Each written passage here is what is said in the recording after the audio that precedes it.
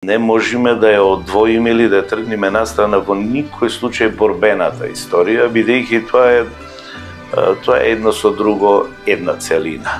После ослободувањето на Крушево се прогласува република. Интересно е што слободата трае 10 дена. Сега таа република трае 10 дена. Но па која е сега рефлексијата на оваа република? Таа рефлексија е во значење на цела македонска територија и цел македонски народ.